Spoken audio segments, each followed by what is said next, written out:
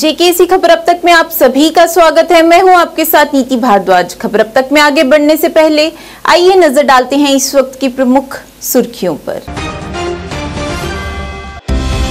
LG Manoj Sinha के राजौरी दौरे के चलते शहर में ई बसें चलने का कार्यक्रम हुआ स्थगित।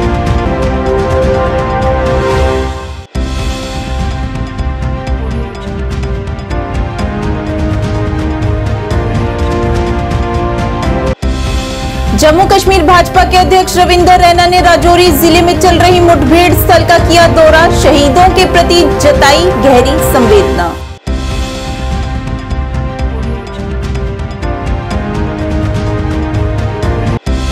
राष्ट्रीय बजरंग दल द्वारा जम्मू में राजौरी मुठभेड़ में 5 जवानों की शहादत के विरोध में पाकिस्तान के खिलाफ किया गया विरोध प्रदर्शन। प्रशासन से कड़ी कार्रवाई करने की अपील।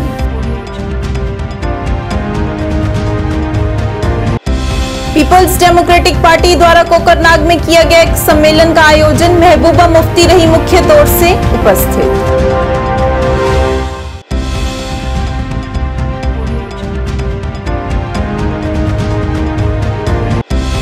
पुलिस स्टेशन कटरा की छत से कूदकर युवक की हुई मौत और परिजनों ने पुलिस पर उसको प्रताड़ित करने के लगाए गंभीर आरोप।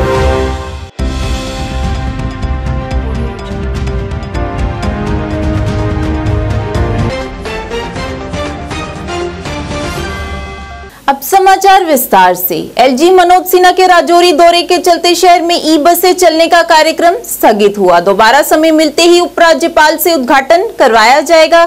स्मार्ट सिटी के सीईओ राहुल यादव ने कहा, थोड़े दिनों में दोबारा कार्यक्रम होगा। जम्मू में ई बसें चलने से लोग सुबह 5 से लेकर रात 11 बजे तक कहीं भी सफर कर पाएंगे। 100 ई बसों का संचालन शुरू होगा और ये ई बसों का उद्घाटन और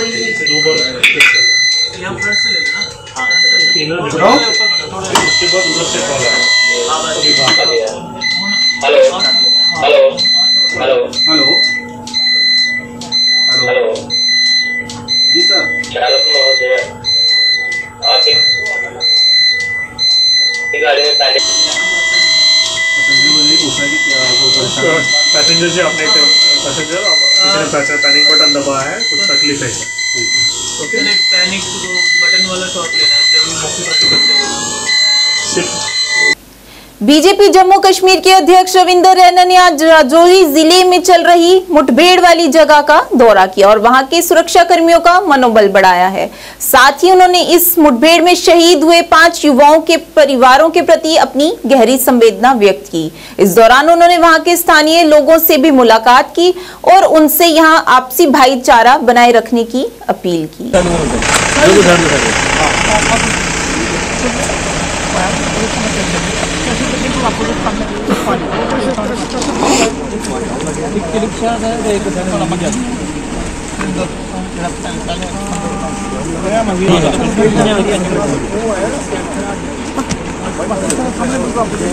इसके बाद फिर चक्कर लगाऊंगा इस एरिया में साहब। ठीक है, मैं ठाकुर जी और ठाकुर जी आपने भी इस सारी घटनाक्रम के बाद एक बार सारे एरिया का जरा देख लो, हम भी देखते हैं और ऊपर एक बार इस सारे एरिया में भी चलेंगे। बाकी मेरी आप सबसे गुजारिश है, तमाम जितने साथी हैं, क्या हिंदू हमारे भाई हैं, क्या हमारे मुसलमान भाई हैं, गुजर बकरवाल हैं, जो भी हम सब मिलकर इस किस्म की साथियों को हमको किसी का बोली किसी की सगी बोली ये नहीं देखती है। चलो और मिलकर एक होगा। बहुत सारे ऐसे अनासर भी आएंगे जो इस्तेमाल कराते हैं, उनसे भी उनसे मिलकर चलो। ठीक है, मैं आपसे एक बार फिर राजौरी पुंछ के एरिया में LOC के नज़दीक एक बड़ी साजिश हुई है।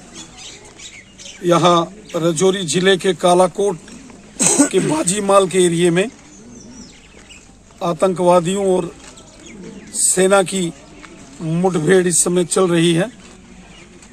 ऐसी जानकारी प्राप्त हुई है कि कुछ आतंकवादी सीमा पार करके बॉर्डर से इस ओर उन्होंने घुसपैठ की है। घने जंगलों में सेना ने जब कॉर्डन किया और सर्च ऑपरेशन शुरू किया तो अचानक सेना के जवानों पर गोलीबारी की गई, जिसमें हमारे सेना के कुछ अधिकारी और जवान वीर गति को प्राप्त हो गए, शहीद हो गए।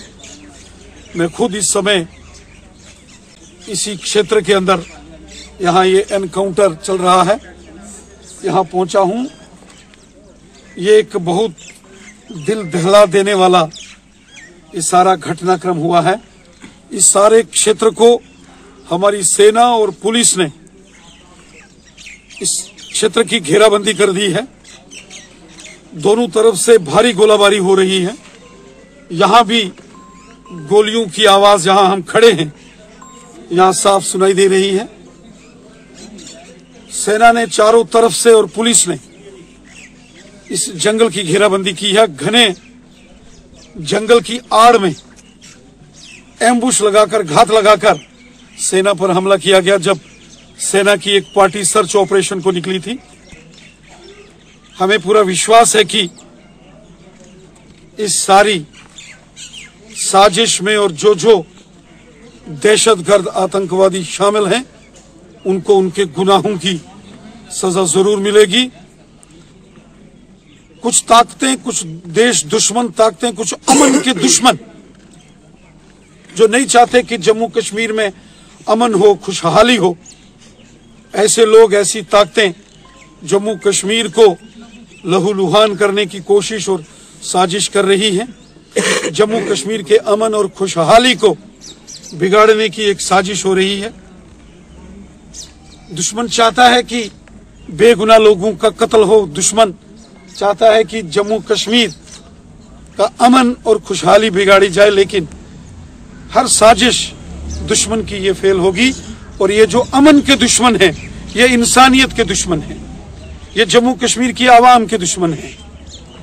ये क्या हिंदू, क्या मुसलमान, क्या सिख, क्या ईसाई, हम सबको मिलकर एक होकर अमन के इन दुश्मनों से और जम्मू कश्मीर की आवाम के इन दुश्मनों से हमको मिलकर लड़ना होगा। राष्ट्रीय बजरंग दल द्वारा बस स्टैंड त्रिकुटा कॉम्प्लेक्स परिसर के बाहर राजौरी झड़प में 5 जवानों की शहादत के विरोध में पाकिस्तान के खिलाफ विरोध प्रदर्शन किया गया और नारेबाजी कर रोष प्रकट किया गया। इस मौके पर पत्रकारों से बात करते हुए राष्ट्रीय बजरंग दल के प्रदेश अध्यक्ष राकेश बजरंगी ने कहा कि उनके द्वारा पाकिस्तान का पुतला जलाया गया और इस दौरान उन्होंने कहा कि पाकिस्तान यहां लगातार आतंकवादियों की मदद से शांति और अमन को भंग करने की कोशिश कर रहा है। इस अवसर पर उन्होंने भारत सरकार से पाकिस्तान के खिलाफ कड़ी कार्रवाई करने की अपील की है।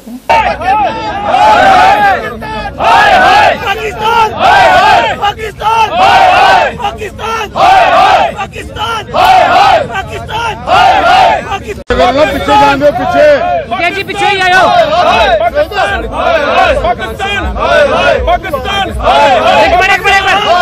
इंडियन आर्मी जिंदाबाद, इंडियन आर्मी जिंदाबाद, जिंदाबाद, इंडियन आर्मी, इंडियन आर्मी जिंदाबाद, इंडियन आर्मी। देश भैया पीछे या पीछे पीछे या पीछे थोड़ा। शहीद जवान अमर है, अमर है, अमर है, शहीद जवान अमर है, अमर है, अमर है, शहीद जवान अमर है। माता की भारत माता की पाकिस्तान पाकिस्तान पाकिस्तान पाकिस्तान पाकिस्तान पाकिस्तान पाकिस्तान पाकिस्तान पाकिस्तान पाकिस्तान यहाँ पे जलाया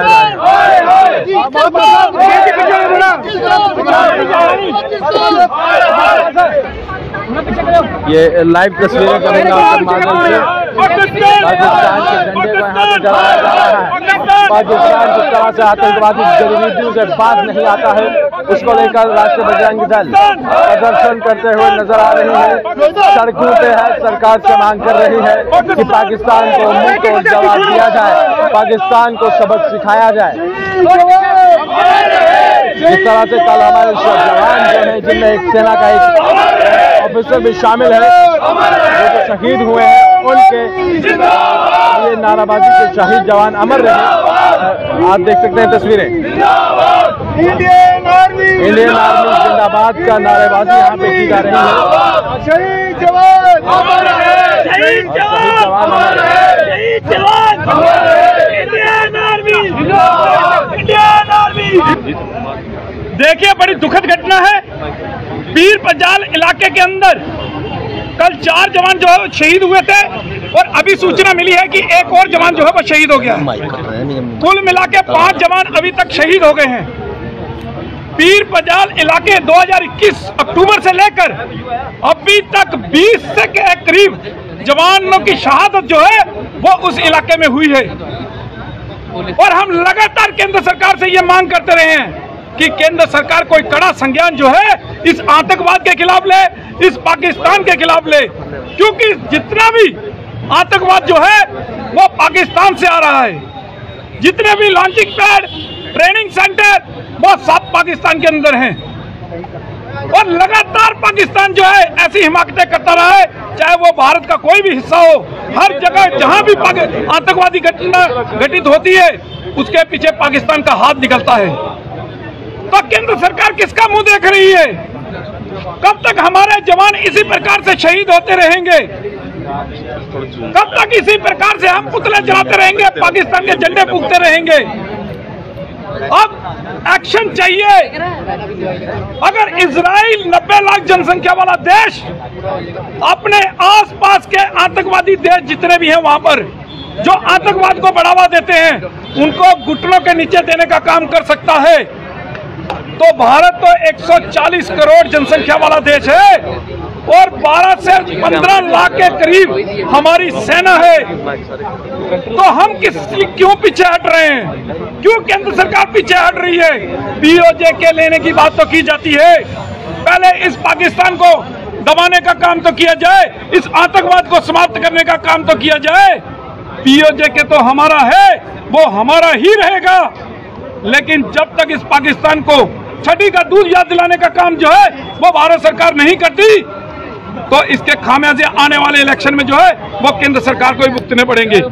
पीपल्स डेमोक्रेटिक पार्टी द्वारा अनंतनाग के कोकरनाग में सम्मेलन का आयोजन किया गया। इस मौके पर पीडीपी अध्यक्षा महबूबा मुफ्ती तथा पार्टी के कई दिग्गज नेता तथा कार्यकर्ता भी उपस्थित रहे। इस मौके पर महबूबा मुफ्ती ने सभा को संबोधित करते हुए विपक्षी दलों पर निशाना साधते हुए कई मुद्दों पर प्रकाश डाला।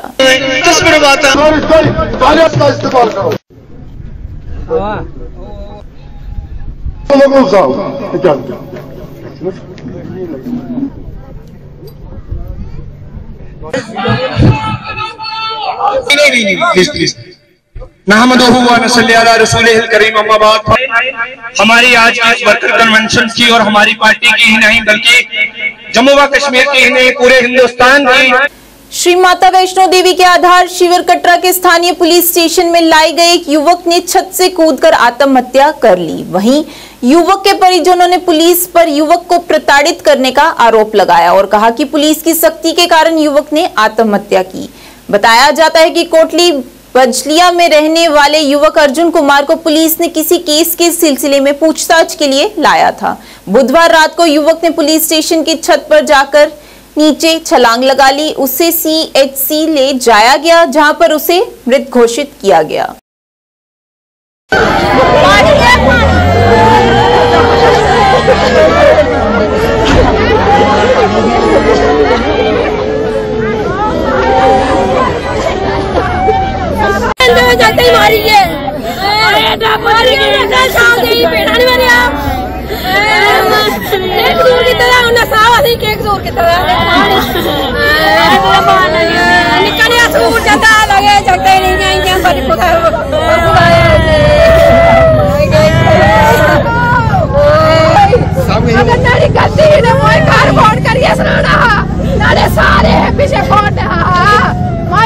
पूजी के नारे दाए जाचे बड़े न माया हुई के नारे दाए जाचे बड़े न माया पूछते हैं ये कान खुदा छोरा सारे के लेके के ताले छोड़ पे अंजा यानी छोड़ बहन जो मारी के जगते ही रही के मारी के बहन जो होते तो पकड़िया तो सेव रखो चिके कसूर का काफी सुनाओ तो मारिया की सिरे लगी उसे अकेले मारिया पीड़ा मारता ना पंजे शब्दी का रसाइयां पहले मारिया उसे करा ले सराड़ा है करा ले जैसे और कसूर करता नहीं उन्हें पीड़ा कसूर नहीं कि क्या मारिया नोना के कसूर है कि क्या मारिया तो तू कुछ मार उड़िया माया का तो किंगा मारिया मिकी नहीं पता लग गया माया कुते आए मिकी भी नहीं पता करा ले पता उड़ा मैं किंगा मार उड़िया कदे पुलिस वाले तुथे हाँ है पुलिस वाले मारिया माया अगर उन्हें मारिया उन्हें सराड़ा हा कर गया भाई ते थोड़ा तो तू गए अर्जुन हा नाड़ा तो तू का रहे है नाड़े काकल बतरे अर्जुन हा उन्हें कारण के सराड़ा हा थोड़े जगते एक शरारत की जाके किता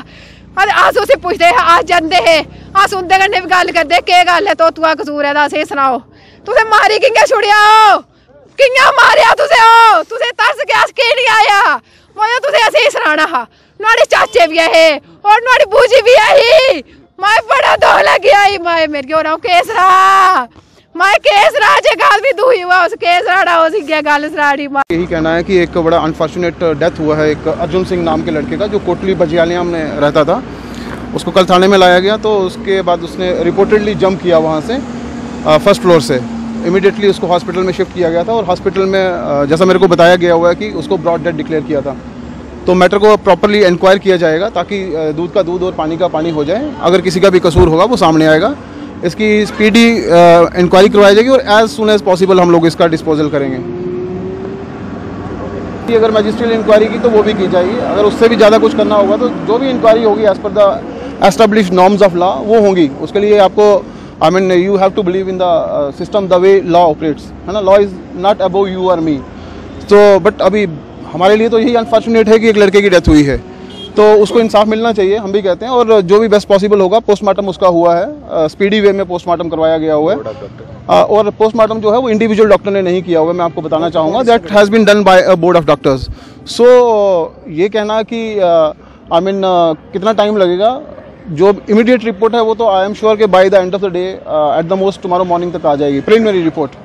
अदरवाइज जो विसरल सैंपल्स हैं that takes a bit of time, but will definitely take up the matter with FSL forensic science laboratory. और जहाँ पे भी ये सैंपल जाते हैं, अगर मेडिकल कॉलेज में जाते हैं, वो सैंपल्स को कोशिश करेंगे कि जल्दी से जल्दी उनकी एग्जामिनेशन हो, जो भी रिपोर्ट्स हैं वो सामने आए, ताकि फैमिली को भी काइंड ऑफ एश्योरेंस होना चाहिए, उनको पता चले कि उनके बच्चे की डेथ कैसे हुई है। कहेंगे इनमें से एक ने बात करने से पहले ही सीढ़ियों पे ये चढ़ा है और फर्स्ट फ्लोर से कूदने की कोशिश की है। इसने रादर एस्केप करने की कोशिश की है और ये बैलेंस मेंटेन नहीं कर पाया, ये नीचे गिरा है लॉबी में थाने की।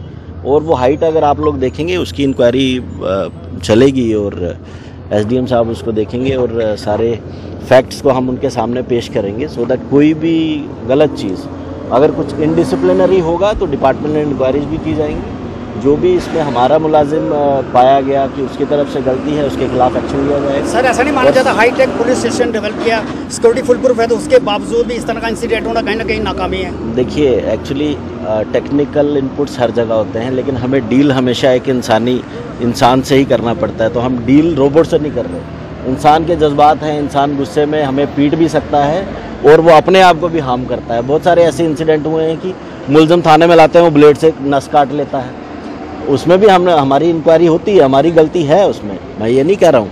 तो वो जिस तरह का जो कल्पेबिलिटी बनेगी, जिस बंदे की भी बनेगी, उसको वो सजा मिलेगी। तो पुलिस डिपार्टमेंट की तरफ से कोई इनिशिएटिव इंक्वायरी इस तरह का मानो कोई आगे किया हाँ, है? ये सारा किस्सा जो है हमने सीनियर फॉर्मेशंस तक पहुंचा दिया गया है और SDM सर को बोला गया है कि वो फैक्ट फाइंडिंग करके एक रिपोर्ट सबमिट करें आगे, जो कि ज़ाब्ता होता है, ज़ाब्ते के तहत वो चीज़ चल रही है। सिंचाई एवं बाढ़ नियंत्रण कश्मीर के मुख्य अभियंता नरेश कुमार ने आज झेलम नदी पर ट्रिब्यूट ट्री प्रोजेक्ट के दूसरे चरण की आधारशिला रखी।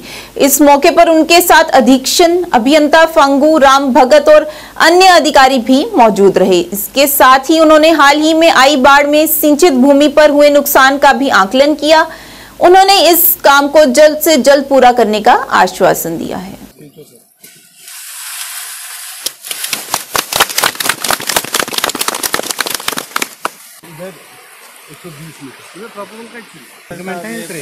महीने में खत्म कर लेंगे। हाँ सर करेंगे, मतलब ये इस पार्ट का नहीं करेंगे।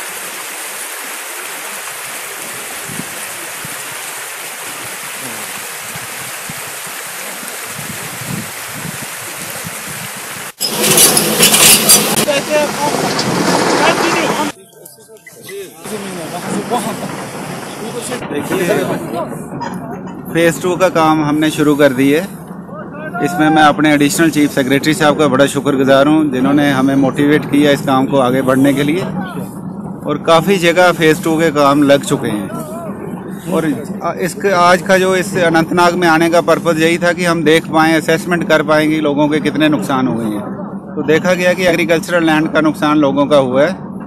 तो हमने इस बात की हमें पूरी उम्मीद है कि ये फेज़ 2 के काम हम जल्दी से जल्दी ख़त्म करेंगे और लोगों को जो मुश्किलात से का सामना करना पड़ रहा है उससे वो बाहर निकल के आएंगे। ये फेज़ 2 का पूरे कश्मीर वैली में अगर प्रोजेक्ट है, 10 डिस्ट्रिक्ट्स कवर होती हैं, 1623 करोड़ का प्रोजेक्ट है। उसमें से एक पार्ट जो है वो 16 करोड़ का आज हम यहाँ शुरू करने जा रहे हैं। इससे हमें काफी उम्मीद है लिदर नाले पे जो लोगों की मुश्किलात थी उनमें काफी हल होगा आने वाले। जम्मू और कश्मीर वरिष्ठ नागरिक परिषद द्वारा श्रीनगर में पत्रकार वार्ता का आयोजन किया गया। इस मौके पर अध्यक्ष अब्दुल रशीद लोन हजूरा ने कहा कि सरकार ने हाल ही में एक कल्याणकारी अधिनियम शुरू किया है और ये केवल आदेशों पर है और अब तक घाटी के किसी भी हिस्से में कोई न्यायाधिकरण स्थापित नहीं किया गया। इस अवसर पर उन्होंने कहा कि वरिष्ठ नागरिक के रूप में सरकार से प्रतिमाह 1000 रुपए मिलते हैं, लेकिन वे भी समय पर नहीं दिए जाते हैं। हवाई अड्डों, रेलवे स्टेशन आदि में भी हमारे पास कोई आरक्षण नहीं है। इस दौरान उन्होंने कहा कि वे इस परिषद के माध्यम से लोगों को विशेष रूप से वरिष्ठ नागरिकों के अधिकारों और कानूनों के बारे में जागरूक करना चाहते हैं। ख्वातीन के अपने हुकूक हैं, बच्चों के अपने हुकूक हैं, और सीनियर सिटीजन जिनका एक बड़ा रोल, एक बड़ा हिस्सा है हमारे समाज में, इनका एक बड़ा खासा तजुर्बा भी रहता है, लेकिन इनको किसी हद तक हम नेग्लिजेंट इस तरफ है हम, और इनको हम इग्नोर करते हैं, हमारे समाज हो या हमारी हुकूमत हो जो भी है। तो इस लिहाज से हमने आज कहा कि इस पर बात हो जाए तो बेहतर है। और दूसरी बात यह है कि हम चूंकि आज के डेट से ही सीनियर सिटीजन्स के हवाले से एक Jammu Kashmir senior citizens council के नाम से एक ऑर्गेनाइजेशन का हमने इनेकाद किया है और उसको लॉन्च किया है, और वो जम्मू कश्मीर में सीनियर सिटीजन्स के हुकूक के हवाले से, सीनियर सिटीजन्स के वेलफेयर के हवाले से या उनके जो भी मामलात है उस हवाले से काम करेगी। और इस लिहाज से हमने एक कॉन्स्टिट्यूशन भी बनाया और इसको एस्टैब्लिश किया है, इस ऑर्गेनाइजेशन को, इसको कॉन्स्टिट्यूट किया है। तो इस मुद्दा के लिए आपको आज बुलाया है। असल में जो हमारे सीनियर सिटीजन्स हैं, जो हमारे मुअज़्ज़ज़ अफराद हैं, उनका एक तजुर्बा भी रहता है ज़िंदगी में और उनका एक कंट्रीब्यूशन भी रहता है हमारे समाज के तई। लेकिन जब वो उस एज में, उस उम्र तक पहुँचते हैं जहाँ उनको ज़रूरत होती है मदद करने की, जहाँ उनको ज़रूरत होती है काउंसलिंग करने की, जहाँ उनको ज़रूरत होती है अपने बच्चों की तरफ से खिदमत करने की। लेकिन आपको भी मालूम है, हमें सब मालूम है कि जहाँ हम देखते हैं समाज में नज़र डालते हैं तो वहाँ हम देखते हैं कि हर तरफ से हमारे जो सीनियर सिटीजन्स हैं उनमें वालिदैन भी आते हैं, उनमें वो लोग भी आते हैं जो ओल्ड एजड हैं लेकिन उनको कोई औलाद नहीं होती है, और वो लेकिन समाज का हमारा फ़र्ज़ बनता है कि उनकी तरफ ध्यान दें। ये चीज़ों को एड्रेस करने की ज़रूरत है और इनकी तरफ तवज्जो देने की ज़रूरत है। अब इसमें समाज का भी एक रोल बनता है और गवर्नमेंट का भी एक रोल बनता है, सारे मामलात का एक रोल बनता है। समाज में जवान भी आता है, समाज में मर्द भी आते हैं, ख़वातीन भी आते हैं, उसके साथ साथ हुकूमत का एक रोल बनता है। हाल ही में हुकूमत ने एक अच्छी सोशल लेजिस्लेशन बनाई है, हम उसका खैर मकदम करते हैं। सीनियर सिटीजन्स के हवाले से एक वेलफेयर एक्ट बनाया गया है, लेकिन अफसोस का मकाम यह है एक्ट तो बनाए जाते हैं, कानून बनाए जाते हैं, किताबों में दर्ज रहते हैं, लेकिन अमल दरामद की जब बात आती है तो अमल दरामद नहीं होता है। अगर हम सीनियर सिटीजन वेलफेयर एक्ट की बात करें, उसमें गवर्नमेंट ने कहा है और एक्ट में दर्ज है कि हर सब डिस्ट्रिक्ट लेवल पर, हर सब डिवीजन लेवल पर एक ट्रिब्यूनल, स्पेशल ट्रिब्यूनल हुआ करेगा जहां पर उनके मामलात की दादरसी की जाएगी। लेकिन अभी तक कोई ट्रिब्यूनल, कोई स्पेशल ट्रिब्यूनल कायम नहीं किया गया है। उसमें ट्रिब्यूनल में एसडीएम को उन्होंने रखा है और उसमें और 2 मेंबर होने चाहिए। कांग्रेस नेता पीरजादा मोहम्मद शफी ने आज बिजली संकट पर केंद्र सरकार की आलोचना की। उन्होंने कहा कि पुरानी प्रथाएं वापस आ रही हैं, कश्मीरी फिर से मोमबत्ती और लाइट लैंप का उपयोग कर रहे हैं। शफी ने सरकार से घाटी में बिजली बहाल करने की अपील की। मेरे ख्याल से पुराना वक्त आ चुका है। जिस वक्त लालटेन हम जलाते हैं, मोमबत्ती जलाते हैं, कशर पे चूंग जालान, सुई वक्त वोत। अक तरफ 6-7 सास रुपये गरीबन मजलूमन बिल, दोम तरफ पावर कहें अगर पावर थावान तो अस ग जम्मू कश्मीर के गरीबन मजलूमन यम तुछान गाश मगर पावर छुन टोटल कहें गरीब लुक वनकस सफर करान गरीब लुक परेशान तो जम्मू कश्मीर के लुको कम गुनाह कर्मत अगर यम साथ स्मार्ट मीटर लगिक दोप 24 घंटा सा थो पावर मान ख्याल 2 घंटे ते पावर हंद लुक कर तबाह सिर्फ यमो सियासी दानो यमो लीडरों और मौजूदा सरकार यमो कर तबाह कम से कम खुदा रहा यम जम्मू कश्मीर के लुकन से वादे करान तम कर पज वाद यम मत वन तो अपुज यथ मत बनो तो सह वोट बैंक यथ बनो तुम वोट बैंक हंद लुक सफर करान सारी लुक चाहे आज ट्रेड वर्ल्ड बिजनेस मैन छापरी फरोश तमाम लुक वनकस जम्मू कश्मीर लुक सफर करान बहुत पन्ने तरफ गुजारिश करान मरकजी सरकारस ये थो खुदा रहा 24 घंटे पावर अगर पन आब सलम के पन क्या रोज 24 घंटे बिजली अगर कुन वारियान स्टेटन बिजली फ्री मिलान अगर बिजली फीस ते बना मगर क्या पे पावर थावान वनकस अनकटिस मज प्रोन वक्त बे आव यम साथ सह लालटीन चलावान यम साथ सह शमा जालान यम साथ सह चोंग जालान मे बासान वोत सुई वक्त सह इस्तेमाल कर। अनंतनाग में जम्मू कश्मीर फलाही इंसानियत फाउंडेशन द्वारा गरीबों, बच्चों, विधवाओं और अनाथों के बीच कुरान की पवित्र पुस्तक तथा सर्दियों के कपड़े वितरित किए गए। ट्रस्ट के सदस्यों ने कहा कि हमें बिना किसी भेदभाव के समाज में जरूरतमंद विधवाओं और अनाथों की मदद के लिए आगे आना चाहिए और निस्वार्थ भाव से उनकी सहायता करनी चाहिए। फलाही इंसानियत फाउंडेशन के नाम से इसकी रजिस्ट्रेशन है। ये कम बेश 4-5 साल से काम कर रहा है फलाही काम, जिसमें यतीमों, बेवाओं की माहाना किफ़ालत और यतीम बच्चों की शादी, कम से कम आज तक कम से कम 100 बच्चों की शादियां हुई हैं, जिसमें हम उनको कुछ चीज़ें डिस्ट्रीब्यूट करते हैं। उनके लिए नकद पैसा नहीं दिया जाता है, उनको चीज़ें डिस्ट्रीब्यूट की जाती है जो उनको ज़रूरत होती है। ज़रूरतमंद चीज़ें जो उनको ज़रूरत होती हैं वो हम उनको देते हैं इस इदारे की तरफ से। तो हमारा काम है यही फलाही काम करना। कोई भी फलाही काम हो माशरे में, चाहे कोई जवान, इस वक्त आप खुद वाकिफ़ हैं कि हमारे नौजवान जो हैं ड्रग्स में मुलव्वस हैं, बाकी चीज़ों में मुलव्वस हैं। हमारी यही कोशिश रहती है कि हर जगह हमारा फलाही इदारा जो है, इदारे की तरफ से हम हर वक्त फलाही काम करें। कोई भी फलाही काम हो, चाहे यतीम बच्चों की शादी हो, चाहे किसी गरीब की मावनत हो, चाहे कोई भी काम हो फलाही, उस काम के लिए हर वक्त ये इदारा महू रहता है। कांग्रेस नेताओं ने श्रीनगर में बिजली संकट के खिलाफ विरोध प्रदर्शन किया। इस मौके पर कांग्रेस जिला अध्यक्ष श्रीनगर इम्तियाज खान ने कहा कि उन्हें कश्मीर में पहले कभी ऐसी बिजली संकट का सामना नहीं करना पड़ा था, लेकिन बीजेपी के शासन में महंगाई चरम पर है, बेरोजगारी भी बढ़ रही है। इस दौरान उन्होंने कहा कि सर्दियों के आगमन से पहले ही उन्हें बिजली कटौती का सामना करना पड़ रहा है।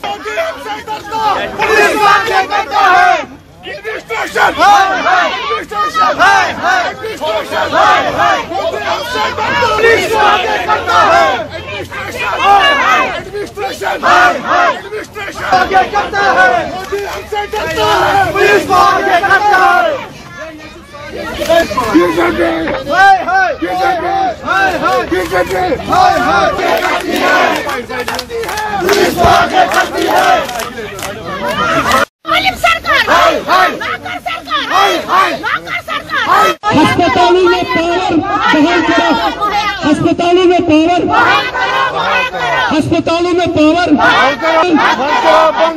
एलजी सरकार होश में आओ, होश में आओ, एलजी सरकार अस्पतालों का पावर, अस्पतालों का पावर, जो लोगों की मुश्किलात है उसके सिलसिले में आज शहर श्रीनगर कांग्रेस कमेटी ने प्रोटेस्ट किया ताकि बिजली माकूल हिसाब से हॉस्पिटलों में फराम की जाए। हमारा एजुकेशन सेक्टर, हॉस्पिटल, जो बिजनेस सेक्टर है वो मुतासिर हुआ है क्योंकि अनशेड्यूल्ड पावर कट रेगुलरली हो रहे हैं और खासकर जो हॉस्पिटलों का काम करने का कामकाज जो है मुतासिर हुआ है। और हमारे जो स्टूडेंट्स हैं, छोटे छोटे बच्चे हैं, वो भी मुश्किलात से दो चार है, क्योंकि हर एक घर में जनरेटर और इन्वर्टर नहीं है। इसी ज़िम्मन में आज हम जिला श्रीनगर के प्रोमिनेंट लीडर्स जितने भी हैं यहाँ सब रोड पे आए एहतिजाज करने के लिए, ताकि रियासत जम्मू कश्मीर में खासकर कश्मीर में बिजली का बहरान है वो दूर हो जाए और एडमिनिस्ट्रेशन समझे लोगों की मुश्किलातें कितनी हैं। आज के इस अंक में इतना ही। नए अंक लेकर फिर हाजिर होंगे, तब तक के लिए दीजिए इजाजत। नमस्कार।